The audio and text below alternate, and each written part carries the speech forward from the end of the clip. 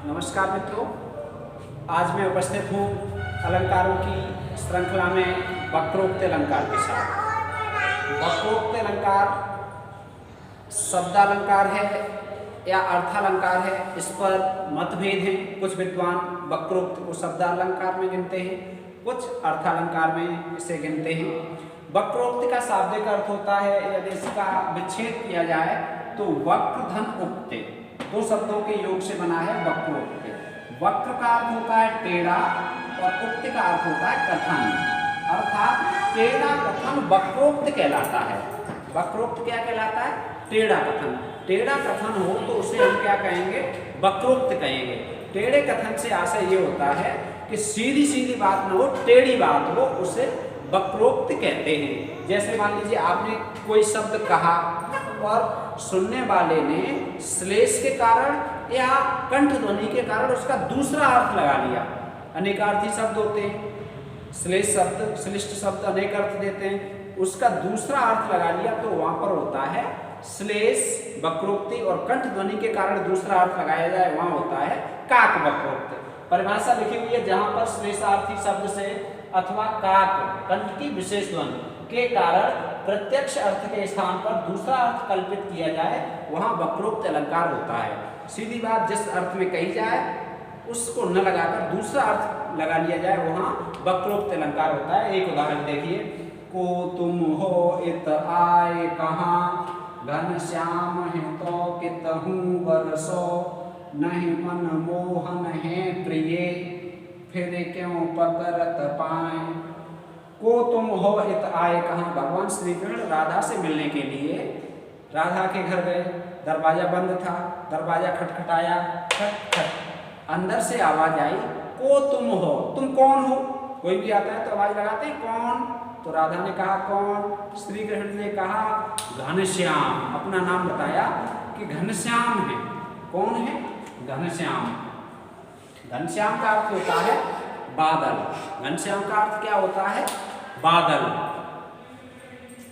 और घनश्याम का अर्थ क्या होता है? श्री कृष्ण। तो श्री कृष्ण ने अपना नाम बताया घनश्याम। क्या बताया? घनश्याम। और राधा ने अर्थ क्या लगाया उसका? राधा ने अर्थ लगाया, घनश्याम का अर्थ लगाया बादल। श्री कृष्ण नहीं लगा के बादल लगा लिया। घनश्याम हो तो कितहु वर्षो, यदि तुम बादल हो तो फिर यहाँ क्यों आए, तो कहीं वर्षो जाके। तब श्री कृष्ण ने दूसरा अर्थ बताया, नहीं मनमोहन है प्रिय। घनश्याम नहीं, मनमोहन है प्रिय, मैं मनमोहन हूं। तो फिर राधा कहती है कि मनमोहन हो तो फिर क्यों पकड़त पाए। जब मनमोहन ही हो, जब सबका मन मोह लेते हो, तो ब्रज में निरी गोपिकाएं, जहाँ जाओ जहाँ मन हो वहाँ जाओ, उनका मन मोह लेना, वहीं जाओ, हमारे पास क्यों आए हो, हमारे पैर क्यों पकड़ रहे हो। तो क्या है? श्री कृष्ण के अर्थ में कहा लेकिन अर्थ लगाया बादल। श्री कृष्ण के अर्थ में मनमोहन कहा लेकिन अर्थ क्या लगा लिया राधा ने? मनमोहन। ठीक है, तो इसलिए यहाँ पर वक्रोक्त अलंकार है। अब वक्रोक्त के दो भेद होते हैं, श्लेष के कारण वक्रोक्त हो तो वहाँ श्लेष अलंकार, और कंठ ध्वनि के कारण वक्रोक्त हो वहाँ वक्रोक्त काक वक्रोक्त, और श्लेष के कारण वक्रोक्त हो वहाँ श्लेष वक्रोक्त है। अब इसका उदाहरण, एक कबूतर देख हाथ में पूछा कहाँ अपर है। नूरजहां के पास शाहजहां गए तो उन्होंने ये कहा कि हाथ में एक कबूतर है, एक कबूतर है, दूसरा कहाँ है। अपर का अर्थ क्या होता है? दूसरा। पूछा ये कि दूसरा कहाँ है। एक कबूतर देख हाथ में पूछा अपर कहाँ है। एक कबूतर है तुम्हारे हाथ में, दूसरा कहाँ है? जहांगीर ने नूरजहां से पूछा। किसने? जहांगीर ने।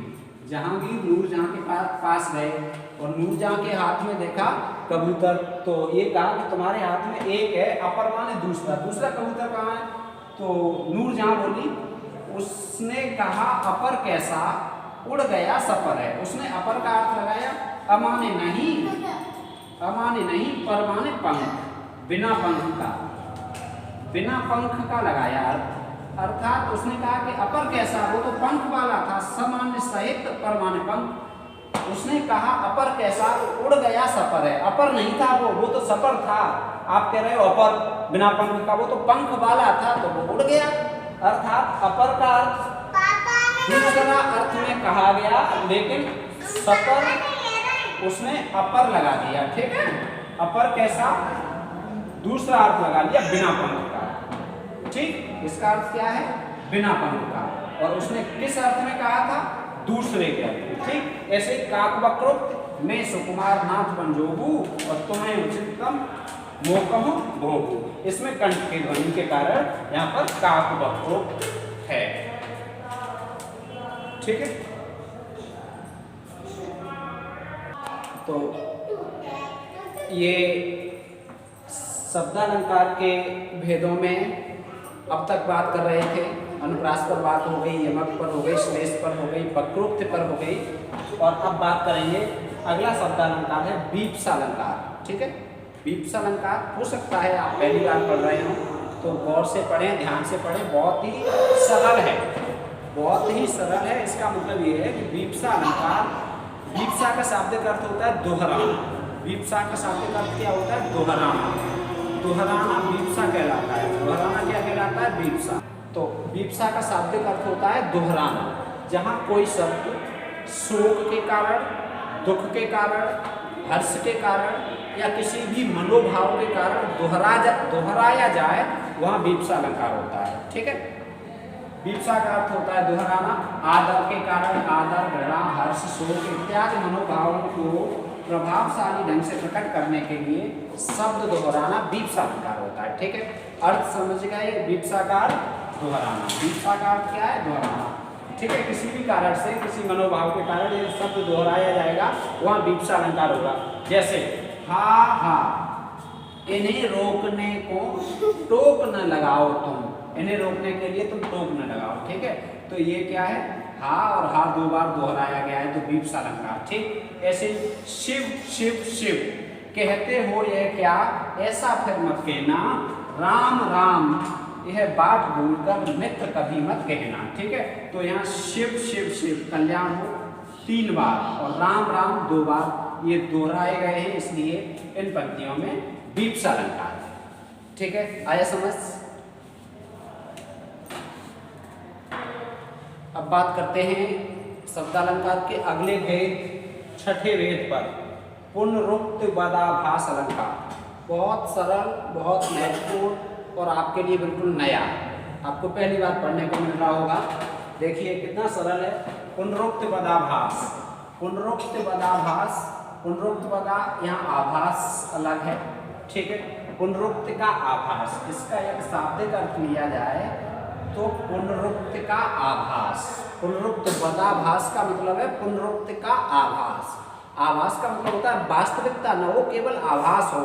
पुनरुक्ति का मतलब दोहराना, और आभास का मतलब केवल मात्र आभास हो रहा हो, वास्तव में न दोहराए गए हो। अर्थात जहाँ शब्द दोहराने का आभास हो रहा हो लेकिन शब्द दोहराए न गए हों, वहाँ पर होता है पुनरुक्त पदाभास अलंकार, ठीक। देखिए समानार्थी शब्दों के प्रयोग से पुनरुक्ति सी जान पड़ती है, पर वास्तव में पुनरुक्ति होती नहीं है।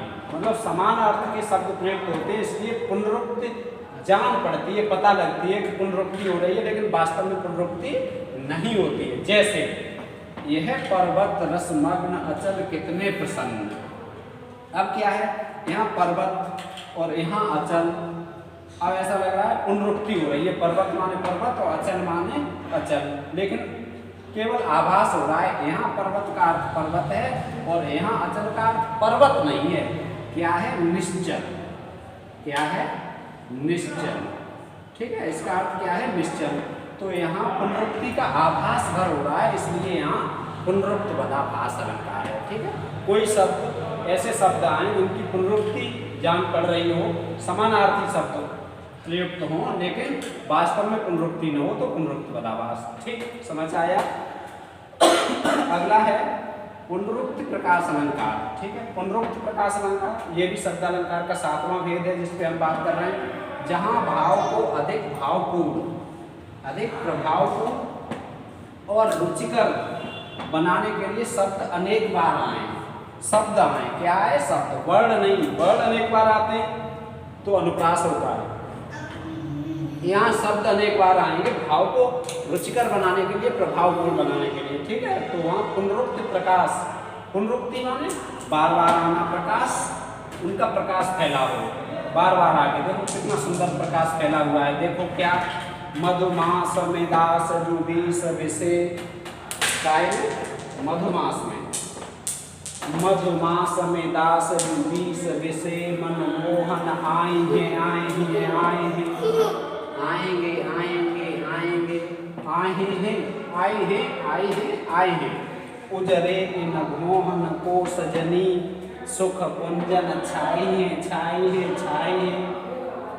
ठीक है, अब तेरी सो एरी न संक एकंक बिथा सब जाहिए जाहिए जाहिए घन श्याम प्रभा लख के सखियाँ अखियाँ सुख पाई हैं पाई हैं पाई हैं। ये देखो बार बार एक ही शब्द जाए हैं पाए हैं पाए हैं पाए हैं, तो ये शब्द दोहराए जा रहे हैं। तो यहाँ पर क्या है, पुनरुक्ति प्रकाश अलंकार है। क्या पुनरुक्ति, भाव को प्रभावपूर्ण बनाने के लिए और भाव को रुचिकर बनाने के लिए एक ही शब्द आई हैं आएंगे आएंगे आएंगे आई हैं आए हैं आए हैं छाई हैं छाई हैं छाई हैं और जाए हैं पाए हैं पाए हैं पाए हैं। तो ये हुआ पुनरुक्ति प्रकाश अलंकार। आज के लिए इतना ही, मिलते हैं अगली वीडियो में, तब तक राधे राधे।